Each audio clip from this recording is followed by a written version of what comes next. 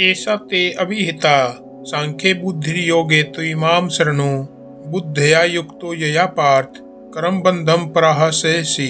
अभी तक मैंने तुम्हें ज्ञान की दृष्टि बताई, अब योग की दृष्टि सुनो। इस बुद्धि से जुड़कर तुम कर्म करते हुए भी कर्म के बंधन को काट सकोगे।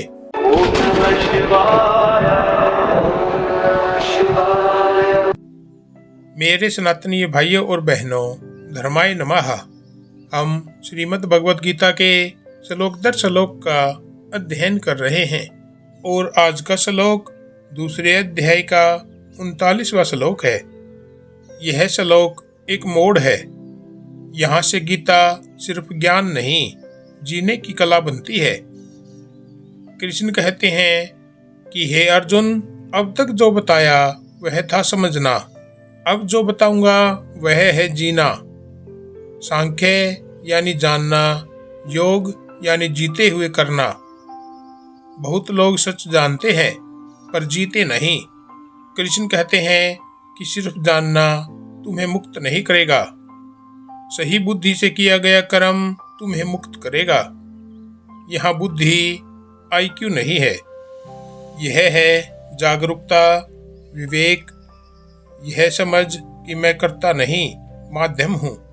जब तुम कर्म करते हो और भीतर यह भाव रहता है कि मैं कर रहा हूँ, तो कर्म रस्सी बन जाता है। लेकिन जब बुद्धि कहती है कि कर्म हो रहा है मेरे द्वारा, तो वही कर्म रस्सी काटने वाली तलवार बन जाता है। यही है बुद्धि योग। कृष्ण साफ कहते हैं, इस बुद्धि से जुड़कर तुम कर्म करोगे और फिर भी कर्म तुम्हें बांध नहीं पाएगा।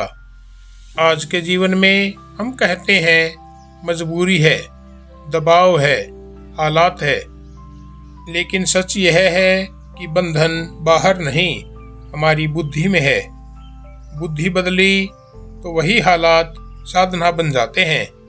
यही कारण है कि दो लोग एक ही काम करते हैं, एक थक जाता है और दूसरा मुक्त होता जाता है। अंतर काम का नहीं, बुद्धि का है। जान लीजिए, काम मत छोड़ो पर बुद्धि बदलो। सही बुद्धि से किया गया कर्म बंधन नहीं, मुक्ति बन जाता है।